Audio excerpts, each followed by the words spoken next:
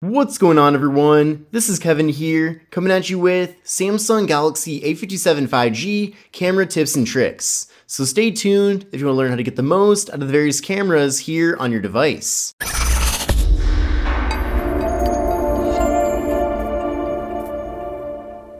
So this is the Samsung Galaxy A57 5G. Now, despite this being a mid-range smartphone from Samsung, we're actually getting quite a few camera features here with the device, and the cameras that we are getting are actually pretty decent. And I think for most people, there's no reason to spend $1,000 on a smartphone, and you may as well get a phone like this and save some money, but still get a really good experience. Now, the first thing I want to show you is a quick and easy way to get to the camera app here on the device, and all you have to do is just double press on the power button, and just like that, the camera now appears.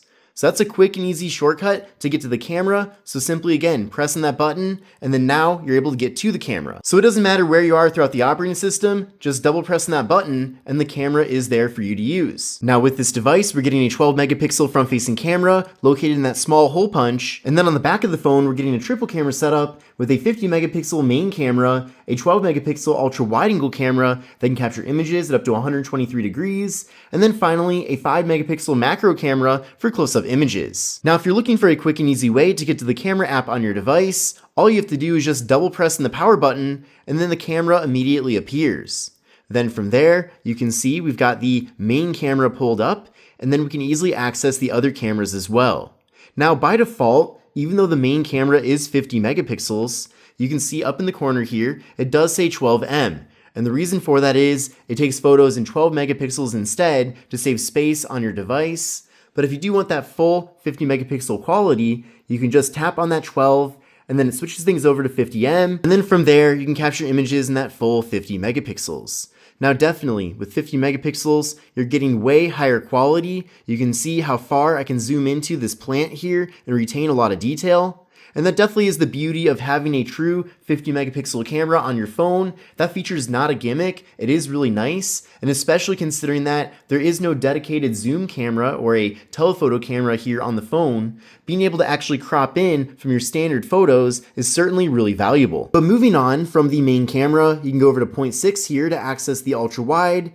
And then from there, you can fit a lot more content into a single frame. I definitely enjoy using the ultra-wide camera when I'm traveling because it's a great way to really capture a lot of your surroundings. Now you can see here, there is a button that says 2, so if you tap on that, it will give you a 2x zoom. However, since there is no telephoto camera with the phone, it is simply just cropping in using that 50 megapixel main camera. So again, it is nice having that high of a megapixel count because you are still able to get that experience of having a zoom camera despite not actually having a dedicated camera for that. Then from there, if we go over to the More tab, you can access the macro camera. And then with macro, you can get very close up and have things be in really good detail. So that is definitely helpful in certain situations. Now then from here, there's some other quick toggles, and we're on the main camera once again. So up top here, we've got the flash, so you can toggle that.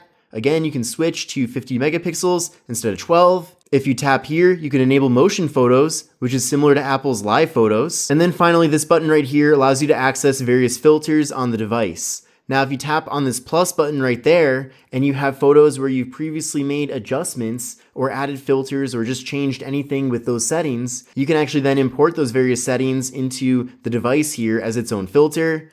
But you can see there's other ones here. There's cinematic film, modern, crystal, vivid. So a whole bunch of different options. You can also go here to further customize those. And then if you tap on this download button, it's going to take you over to the Galaxy Store, where there's a bunch of different camera and photo effects that you can download here. So it's really cool that there's just so many different options and things you can do here within the camera app, and especially related to these filters. If you tap on this button right here, there's even more options. Some of these are redundant for what's up there, but there is the timer, which is really nice. There's also the option to switch from 3x4 to 9x16, which is great for video thumbnails. You can also do 1x1 or full, which is the entire phone's display. You can also tap here to adjust the exposure. You can also tap on the smiley face to make adjustments for smoothness in your images for your face and things like that. So that could be nice if you prefer those different settings. I personally like to look in my photos the way I look in real life, but again, it's really up to you. Now, a nice hidden feature here is that if you want to switch over to the front-facing camera, simply swipe down on the viewfinder, and then now you can see yourself right there.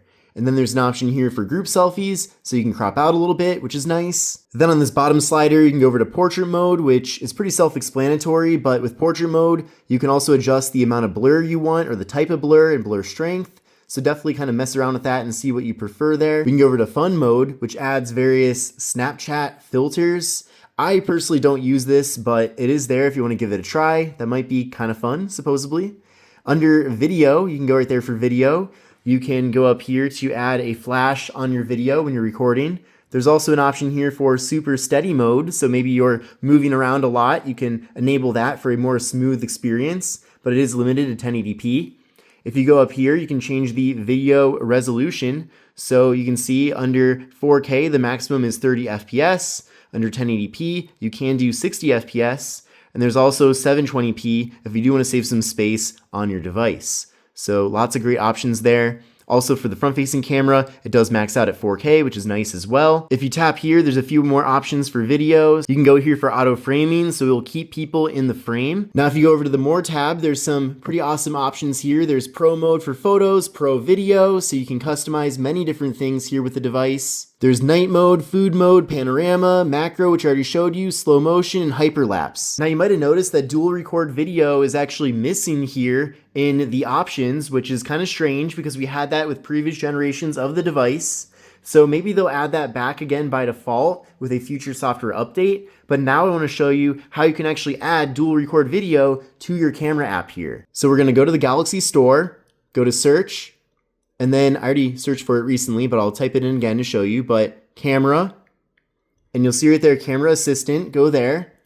And then I did already install this, but once it's installed on your device, open it up, and this is actually really cool. So there's a lot of different hidden and secret camera features that you can add through this camera assistant add-on. So this is an official app from Samsung. It's just that they figure that a lot of people don't want all these extra features by default. So it's cool that you can get this then through the Galaxy store.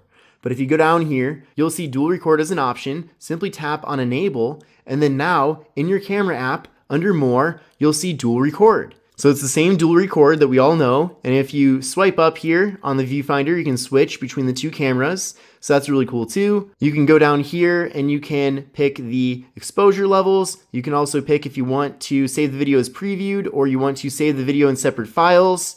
You can also do split view instead of the view where you have a smaller picture-in-picture. So that is dual record video, and that's how to add it to your device. Now, because of how important this is, I did actually make a separate video already on the channel just about this feature. So maybe you already know about that. So while we're here, let's explore some of the other camera assistant options.